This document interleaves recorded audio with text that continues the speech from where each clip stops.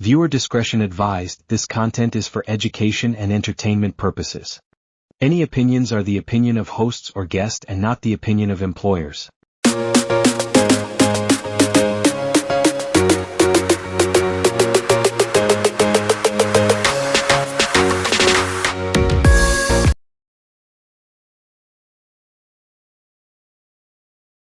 Hey, Oust Now listeners, we are back with another episode from Oust Now Presents. This is us, and we are excited to learn more about Mary McLeod Bethune. Mary Jane McLeod was born 1875 in a small log cabin near Maysville, South Carolina, on a rice and cotton farm in Sumter County. She was the 15th of 17 children born to Sam and Patsy McIntosh McLeod, both former slaves. Patsy McLeod worked after emancipation for her former owner, earning enough to buy 5 acres from him. There, Sam and their sons built the log cabin in which McLeod was born. McLeod grew up hearing stories from her maternal grandmother, Sophie, about resistance to slavery, and both Sophie and Patsy told McLeod that she was special. McLeod credited them both with inspiring her work toward equality. McLeod recalled noticing racial inequalities as a child, observing that Black communities had access to less material wealth and opportunity. She particularly remembered visiting the home of the Wilsons, the family that had enslaved her mother, where she explored a playhouse while Patsy worked. McLeod picked up a book, and one of the Wilson girls admonished her with, "Put down that book. You can't read." McLeod later cites the incident as contributing to her desire for literacy and education. When she was 12, McLeod saw a white mob attack and nearly hang a Black man. The man had refused to blow a match out for a white woman and then had shoved him to the ground. As McLeod watched, the mob nearly hanged the Black man, stopped at the last moment by the sheriff. McLeod recalled later learning about both the terrifying effects of white violence and the value of allying with some white people, those she called calm men of authority. In October 1886, McLeod began attending Maysville one-room Black schoolhouse, Trinity Mission School, which was run by Presbyterian Board of Missions of Freedom Men and founded by Emma Jane Wilson. The school was 5 miles from her home, and she walked there and back. Not all her siblings attended, her family, oh, so she taught her family what she had learned each day. In addition to founding the school, Wilson was McLeod's teacher and became a significant mentor in her life. Wilson had attended Scotia Seminary, now called Barbara Scotia College. She helped McLeod attend the same school on a scholarship, which McLeod did from 1888 to 1894. She attended Dwight L. Moody's Institute for Home and Foreign Missions in Chicago, now called the Moody Bible Institute, from 1894 to 1895. McLeod applied to be a missionary with the Presbyterian Board of Missions with the goal of becoming a missionary in Africa. Although her request was denied, McLeod found a new use for the skills she had learned by teaching at Haynes Institute in Augusta, Georgia. McLeod married Albertus Bethune in 1898. The Bethunes moved to Savannah, Georgia, where she did social work until they moved to Florida. They had a son named Albert McLeod Bethune Sr.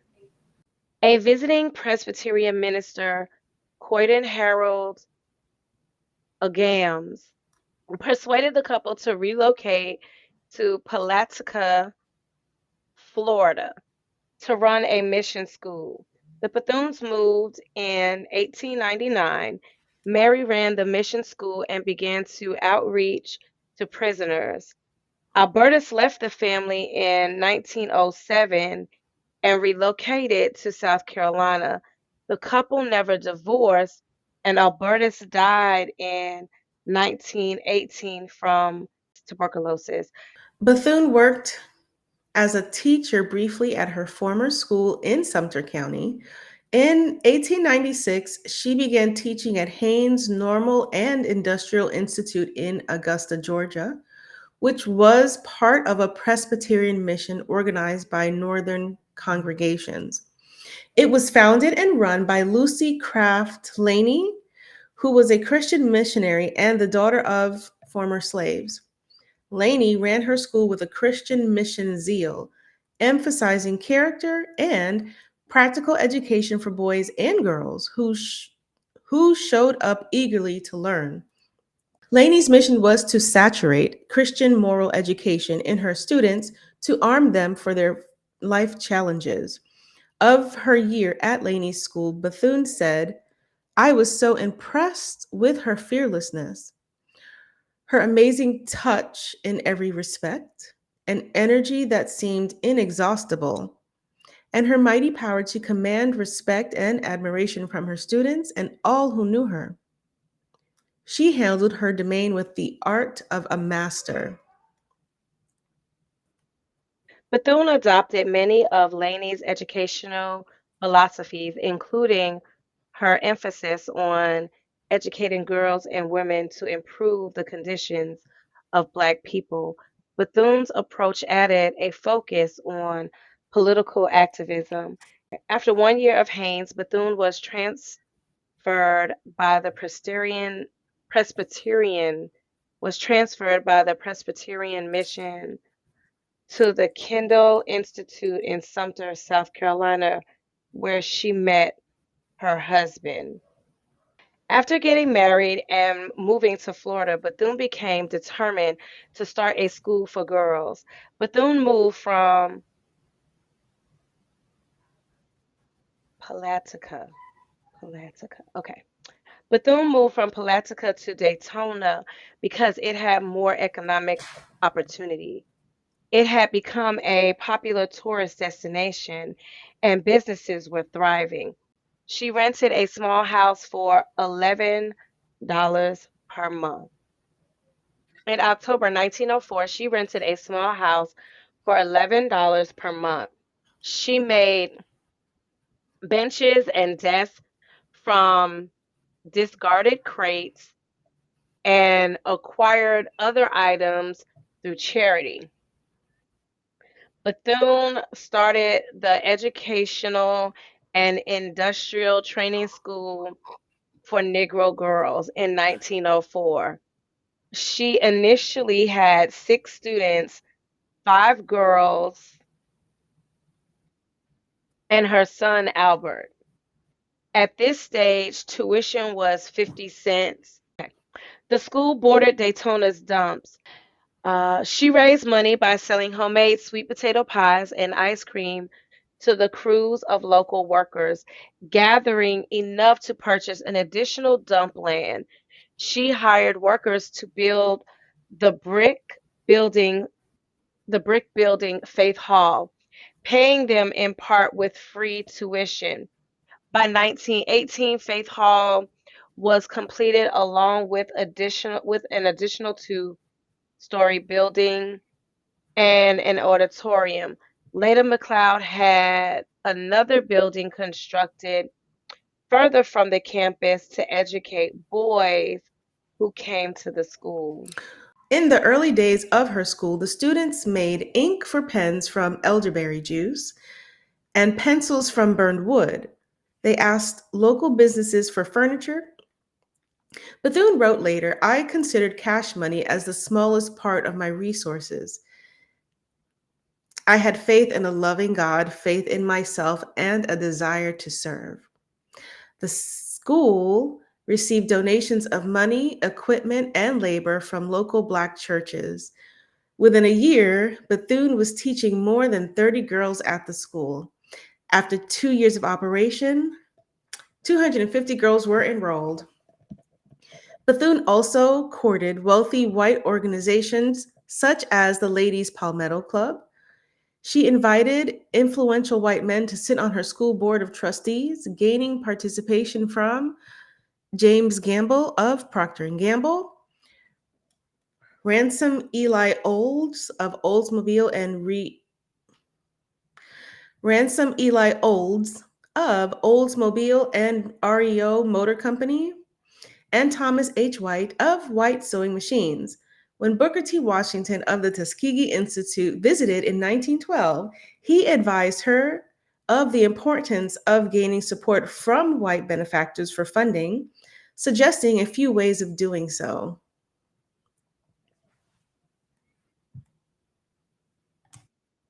The rigorous curriculum had the girls rise at 5:30 a.m. for Bible study.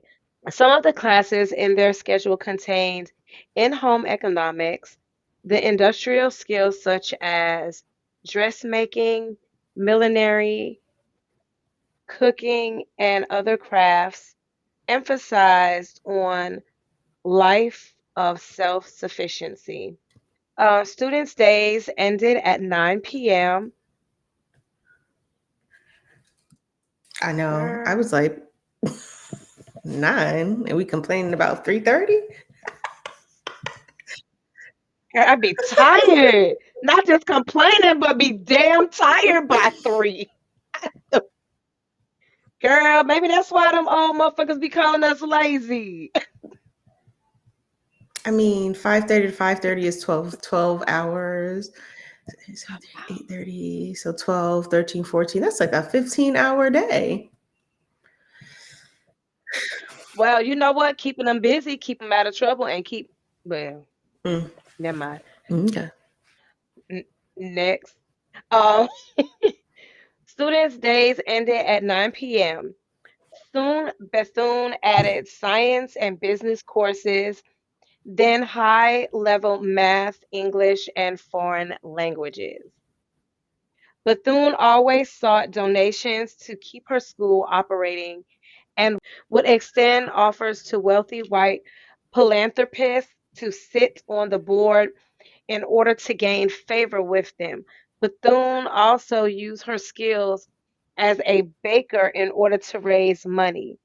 Her friendship with Franklin and Eleanor Roosevelt assisted her in making connections. One of Bethune's more generous donors was John D. Rockefeller, who reportedly provided a donation of $62,000. Beginning in 1923, Daytona School merged with the Coeducational Cookman Institute run by the Methodist Church. The institute was the first Black college in Florida. Bethune became a president at a time when Black women rarely headed colleges. The merger completed in 1925 and formed Daytona Cookman Collegiate Institute, a coeducational junior college. Through the Great Depression, the school, renamed Bethune Cookman College in 1931, continued to operate and met the educational standards of the state of Florida. Throughout the 1930s, Bethune and civil rights advocate Blake R. Van Leer worked fellow Florida fellow Florida institutions to lobby for federal funding.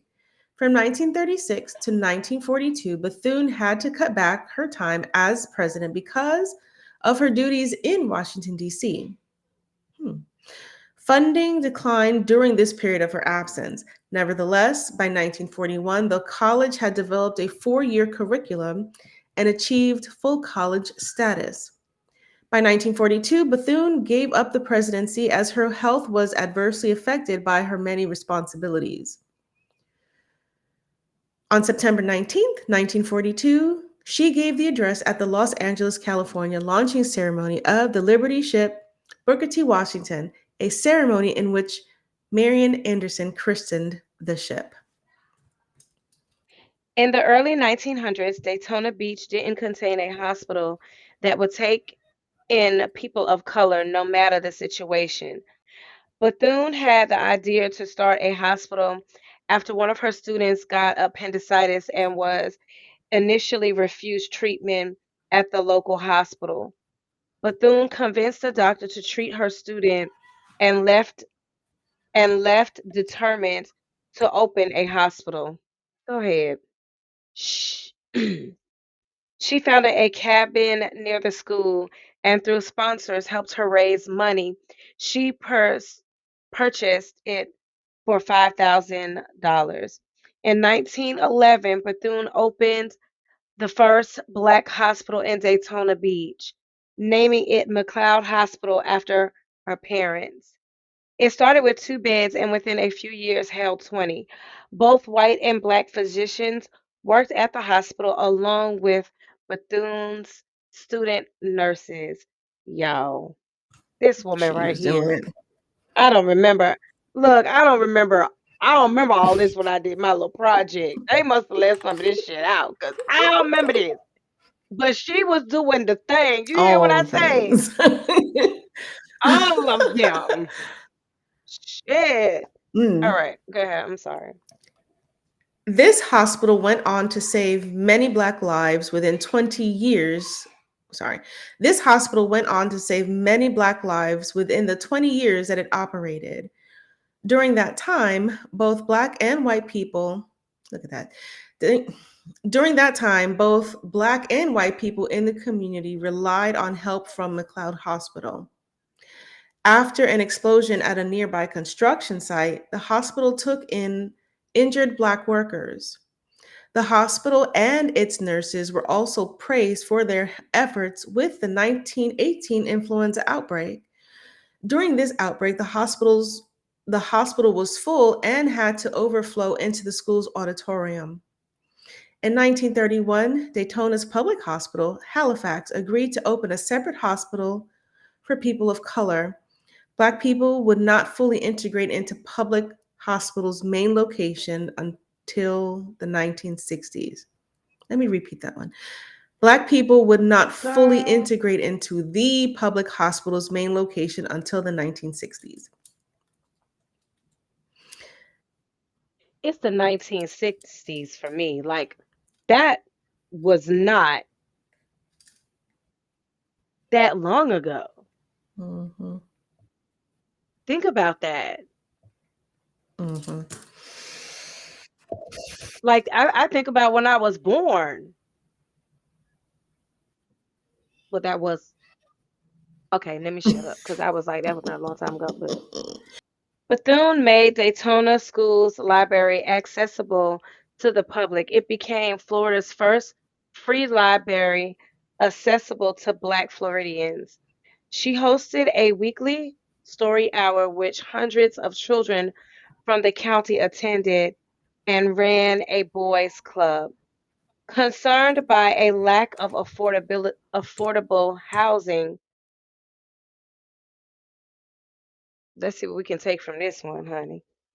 Concerned a Concerned by the lack of affordable housing for Black people, Bethune leveraged her status as president to lobby for improved housing access.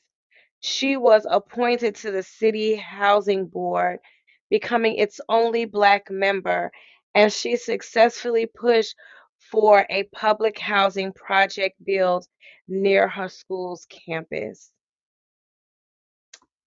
Mary McLeod Bethune joined the Equal Suffrage League, which was an organization branched off of the National Association of Colored Women in 1912. She was an advocate for voting equality, and though she couldn't yet vote, she was determined to change that for those in her community. After the passage of the 19th Amendment, which enacted women's suffrage, Bethune continued her efforts to help Black people gain access to the polls. She solicited donations to help Black voters pay poll taxes, a free voters paid Oh, the poll tax. A fee voters paid to be eligible to cast their vote that was created to discriminate against Black Americans. She also provided tutoring for voter registration literacy tests until, sorry, another discriminatory practice limiting Black Americans' ability to vote. This took place at her school, Daytona Normal and Industrial Institute. Finally, she planned and executed mass voter registration drives.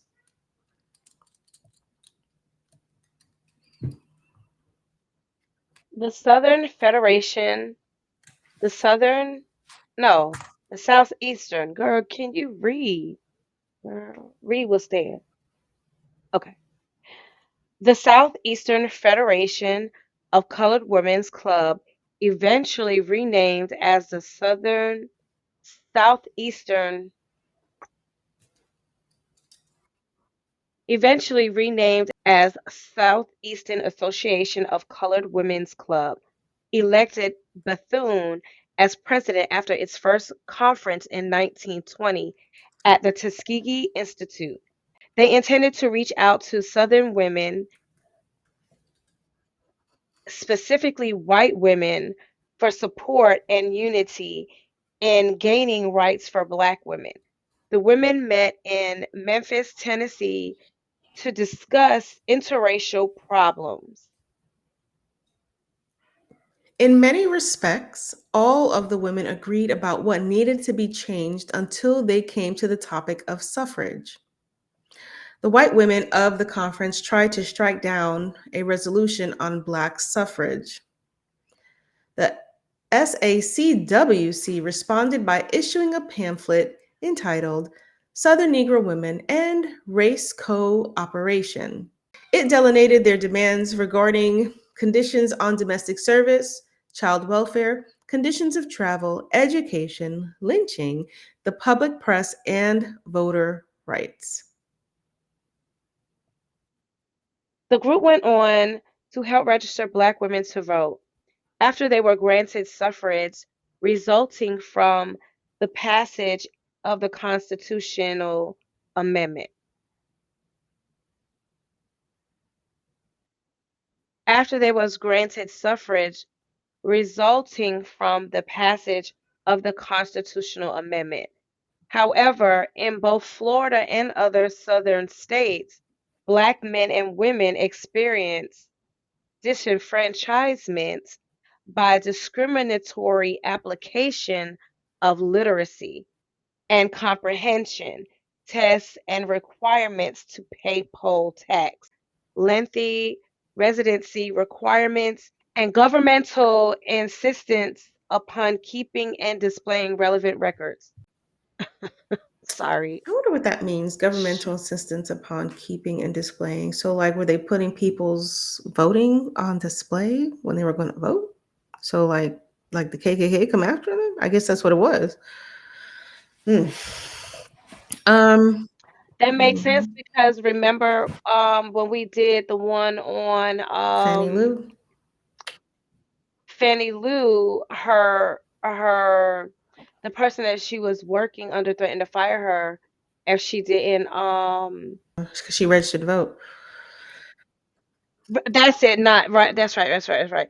So in order for that to happen, it had to be some listing that they must have been added I mean, to either that or the good to old boys say, club. You know how they move. Oh, I saw so and so down at the voting. you know. girl. Oh no. But the good old boys in small town America, which I think some things might still be the same when it comes to like the Mm, rumor mill and whatnot. mm. In 1935, Bethune founded the National Council of Negro Women in New York City, bringing together representatives of 28 different organizations to work to improve the lives of Black women and their communities. Bethune said of the council, "It is our pledge to make a lasting contribution to all that is finest and best in America, to cherish and enrich her heritage of freedom and progress by working for the integration of all her people, regardless of race, creed, or national origin, into her spiritual, social, cultural, civic, and economic life, and thus aid her to achieve the glorious destiny of a true and unfettered democracy. In 1938, the NCNW hosted a White House conference on Negro women and children, demonstrating the importance of Black women in democratic roles. During World War II, the NCNW gained approval for Black women to be commissioned as officers in the Women's Army Corps. Bethune also served as a political appointee and special assistant to the Secretary of War during the war. Now, if you guys have seen that movie, now before we play her speech, because we're going to play in a few minutes, if you guys have seen the movie 6888, those women were able to do their part in the war effort due to the advocacy of Mary McLeod. So even though I think she plays a small part in the movie, but had it not been for her advocacy, all of these soldiers during that war would not have received their mail. And we mean all of the soldiers, even though they were kind of set up for failure and all that stuff, but she paved the way for it. Girl, this woman was busy.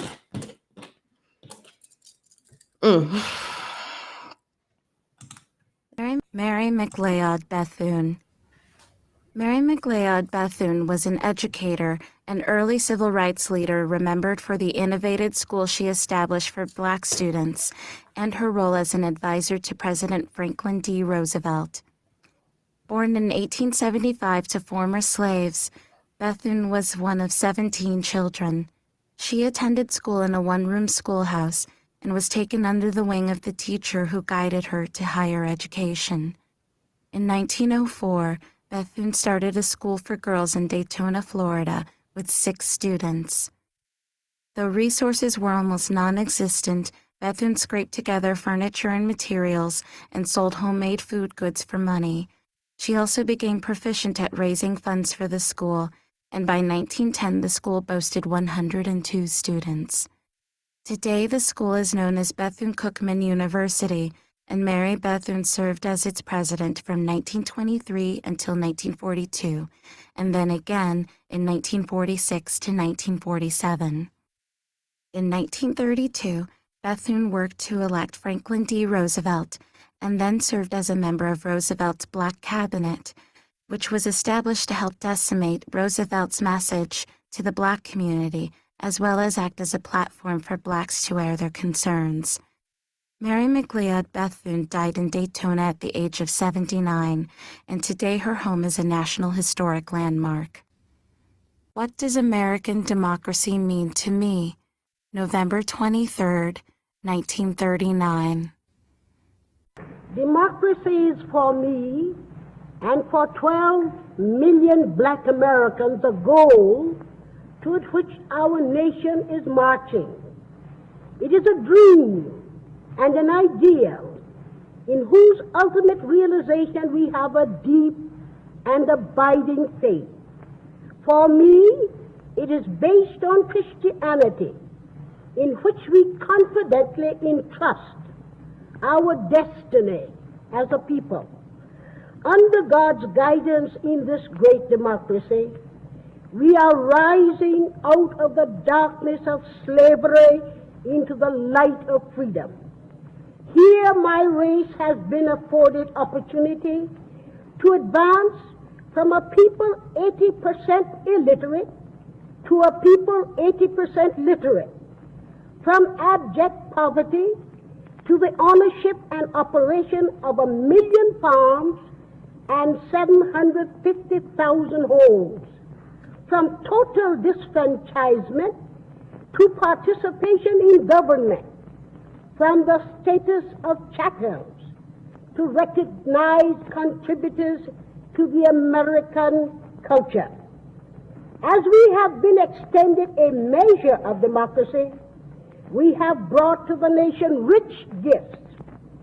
We have helped to build America with our labor, strengthened it with our faith, and enriched it with our song.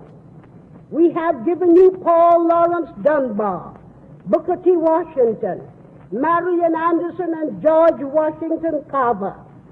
But even these are only the first fruits of a rich harvest, which will be reaped when new and wider fields are opened to us.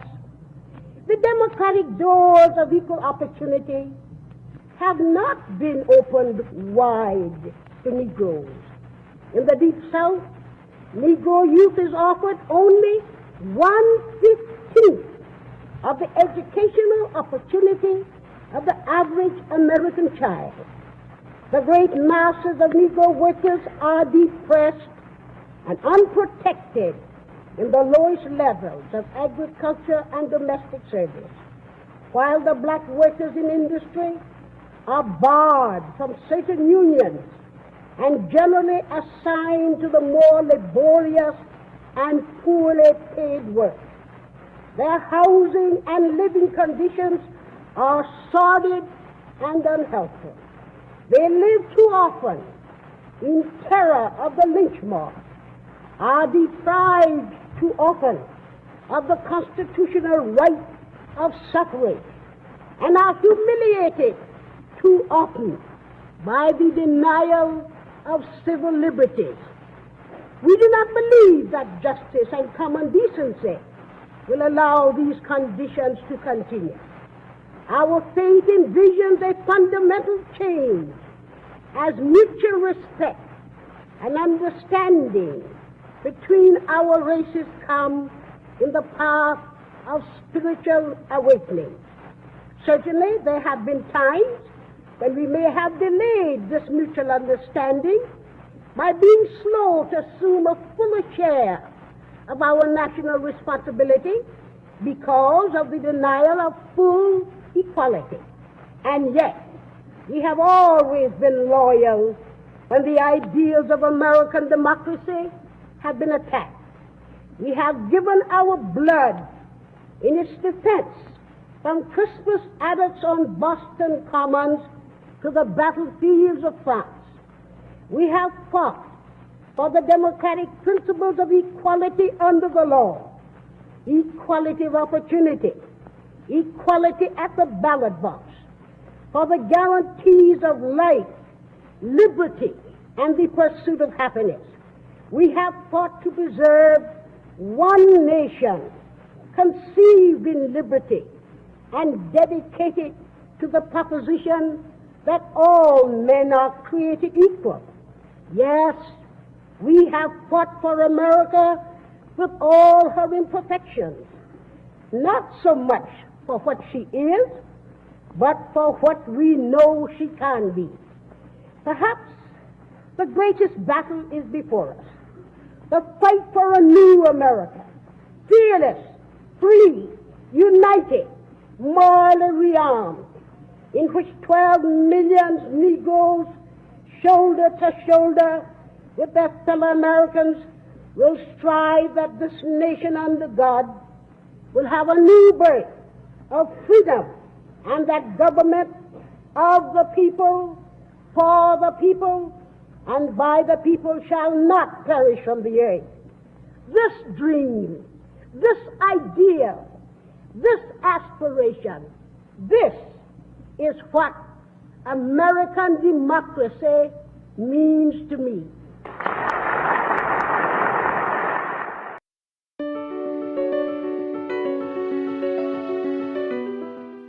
The National Youth Administration was a federal agency created under Roosevelt's Works Progress Administration. It provided programs specifically to promote relief and employment opportunities for young people. It focused on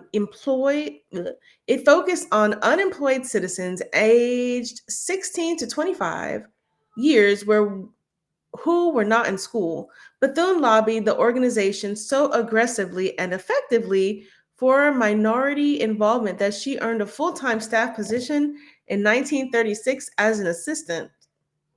Within 2 years, Bethune was appointed to director of the Division of Negro Affairs and became the first African American female division head. She managed NYA funds to help Black students through school-based programs. She was the only Black agent of the NYA who was a financial manager. She ensured Black colleges participated in the civilian pilot training program, which graduated some of the first Black pilots. I'll check that out. The director of the NYA said in 1939, "No one can do what Miss Bethune can do." I believe that wholeheartedly. Girl, I can't even read it. Go ahead. um, Dang. Bethune's determination helped national officials recognize the need to improve employment for Black youth. The NYA's final report, issued in 1943, stated more than 300,000 Black young men and women were given employment and work training under NYA projects. These projects opened to these youth training opportunities and enabled the majority of them to qualify for jobs before now closed to them. Within the administration, Bethune advocated for the appointment of Black NYA officials to positions of political power. Bethune administrative assistant served as liaisons between the National Division of Negro Affairs and the NYA agencies on the state and local levels. The high number of administrative assistants composed a workforce commended by Bethune. They helped gain a better job and salary opportunities for Black people across the country. During her tenure, Bethune also pushed federal officials to approve a program of consumer education for Blacks and Foundation for Black Disabled Children.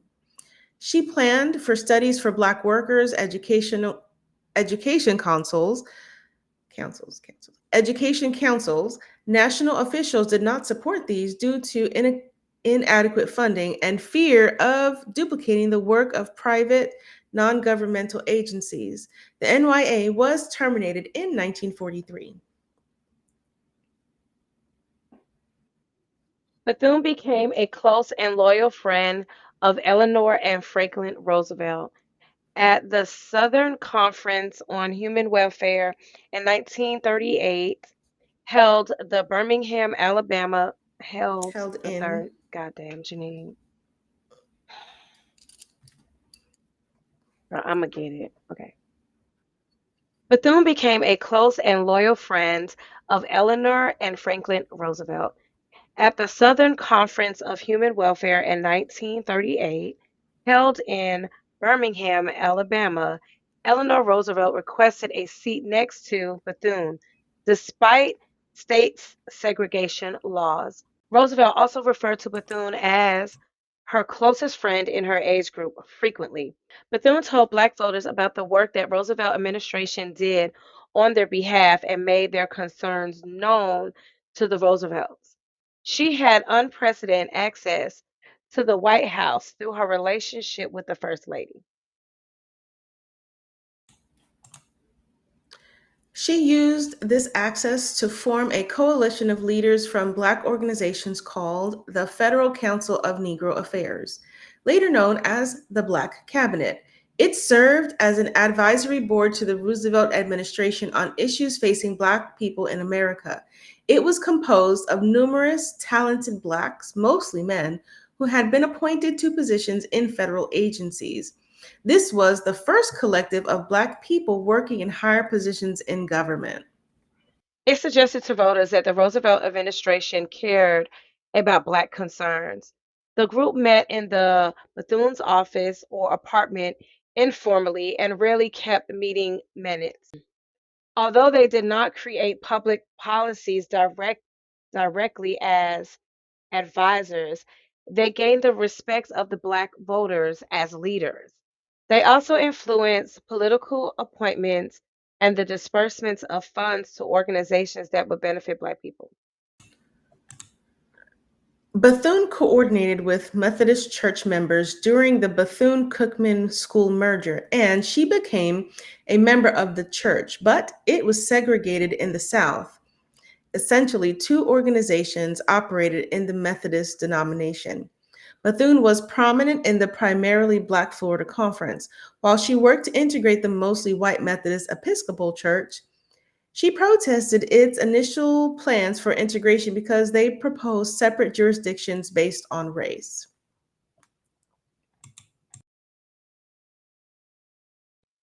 Bethune worked to educate both whites and Blacks about the accomplishments and needs of Black people, writing in 1938, "If our people are to fight their way up out of bondage, we must arm them with the sword and the shields and the buckler of pride, belief in themselves and their possibilities, based upon a sure knowledge of the achievements of the past." A year later, she wrote, "Not only the Negro child, but children of all races should read and know of the achievements, accomplishments, and deeds of the Negro. World peace and brotherhood are based on a common understanding of the contributions and cultures of all races and creeds."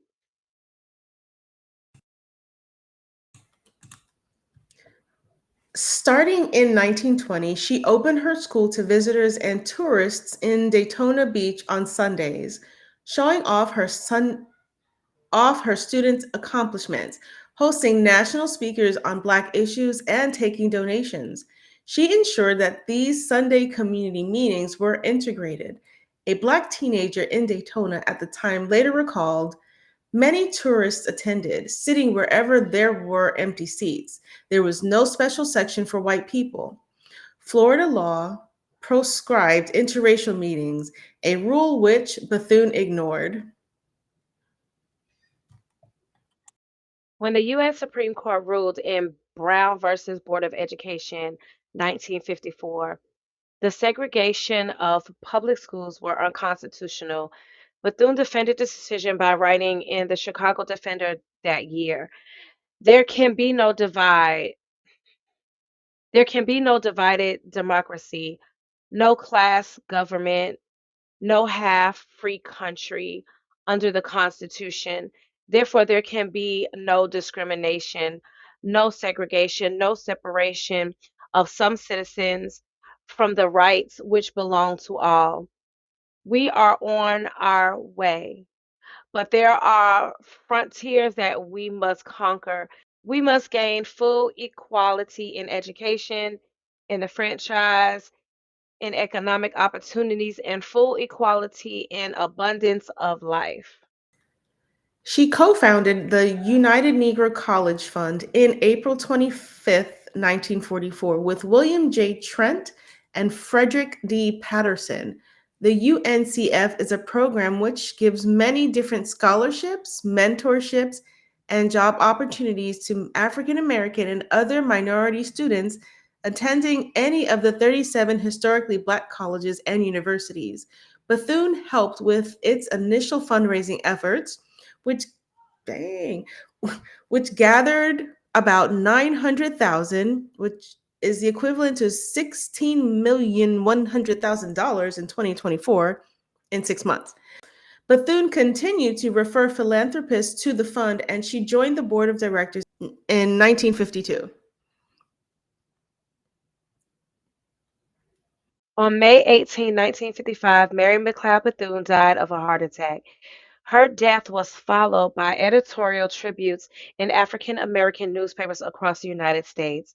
The Oklahoma City Black Dispatch stated, "She was exhibit number one for all who have faith in America and democratic process.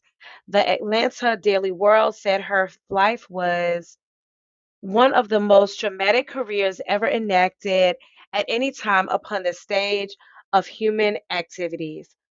Moreover, the Pittsburgh Carrier wrote, in any race or nation, she would have been an outstanding personality and made a noteworthy contribution because of her chief attributes.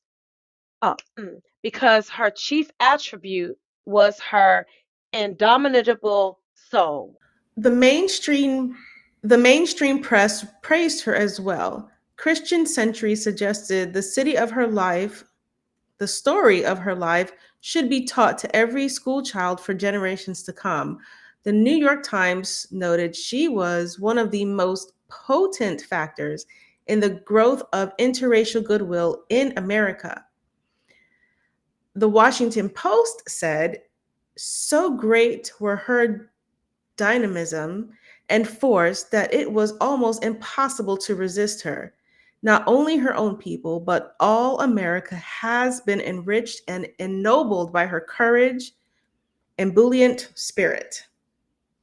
Her hometown newspaper, the Daytona Beach Evening News, printed, to some she seemed unreal, something that could not be. What right had she to greatness? The lesson of Miss Bethune's life is that genius holds no racial barriers. McLeod Bethune is buried on the campus of Bethune-Cookman University in Daytona Beach, Florida. She does seem unreal, doesn't she? I don't know how she accomplished all these things, but she really did seem to accomplish a great many things in her life. I would call her a national treasure. She should be if she's not considered one already.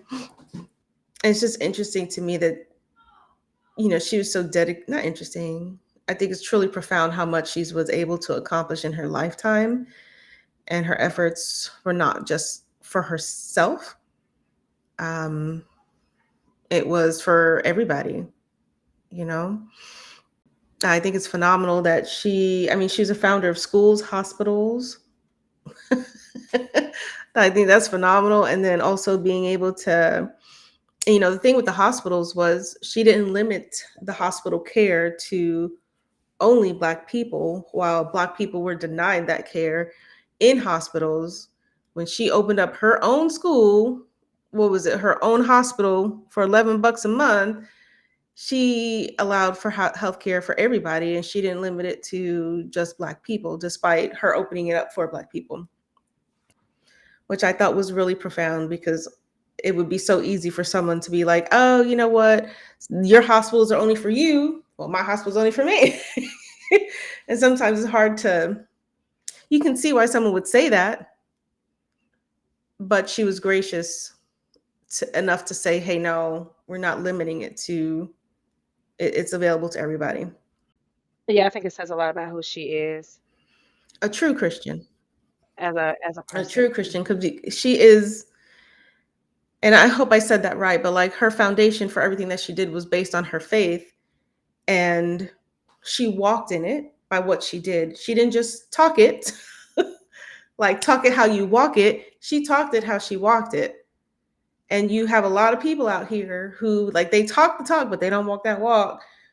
And she did. And it's pretty clear. Like, you don't question it where you would question it in the things that you see and the people that you see today, talking about the Christian. I Yeah. agree. I wonder if there's any documentaries that are about her, because I haven't heard of any, but it feels like whoever is making movies and documentaries, one, tell us if there's any available, but if there isn't any available, I truly think that this is something that there should be a documentary about this woman. Absolutely. That is, like, to the masses, taught today. I agree. She was founders of schools, hospitals, but that, she didn't limit herself to that. but she was a teacher. And the thing, like, if you see throughout her life, she was a teacher on all of these Mm. things. And On all yeah, levels. Mm-hmm. she taught her family how to read. It started there. And she did prison outreach. Like, I truly don't know how someone's mind, like I do and I don't, but like how her mind works, because like she managed to accomplish so much. Prison outreach, and with her education, she really did emphasize on making sure that girls were educated, but like truly educated. Mm-hmm. So she started off with her focus about instilling values and self-worth in young women, but her ultimate goal was not just young women of color. Like she even did something for boys, and she just kept growing from there. I felt like it started with this gold, and then that was just the beginning to all of the other outstanding things. She was a very good problem Mm, solver. Um, Very good. Okay, there's a problem. How can we fix it? yeah, absolutely. No, no hospitals. Um, how can we fix it? Here's a hospital. Boom, here you go. Yeah, We need a school. Boom, here you there go. it is. Yeah, that's really true. Yeah, yeah. Yeah, I wouldn't call her a little known hero, but it kind of feels like she is, you know, because how, like, you wrote about her in when you were in school. um I don't recall learning about her in school, but hey, there's that piece of we forget stuff. um but she did so much, like, I didn't know about poll taxes and literacy tests to be eligible to vote. Now, during the last election, I remember a woman being interviewed and saying that. I'm like, that don't even sound right. And then we started working on this. Hmm. And it very much was true, as far as having to pay taxes to be able to vote, and having to take literacy tests to vote, while but that was only for Black people who wanted their right to vote. So that was only applied Hmm. after, to kind of deter Black voters from registering, or prevent them from registering and ultimately voting. But the fact that she's like, you need some help with this poll tax, got it, problem solved. Need Right? help with these Like literacy, done. problem solved. Like, she Let's did fix all it. these things. Right. um Hmm. and even down to the war effort, like, she could easily have said, F your war, because you don't even want to serve in this military anyway. It would be so easy for someone to say that.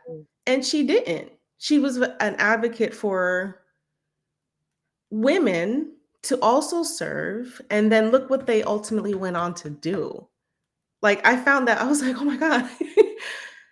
um, Now, this is not a commercial for that movie, but watch 6888, because she paved that way, um, for all the soldiers to get their mail, and think about how much that does for morale during wartime.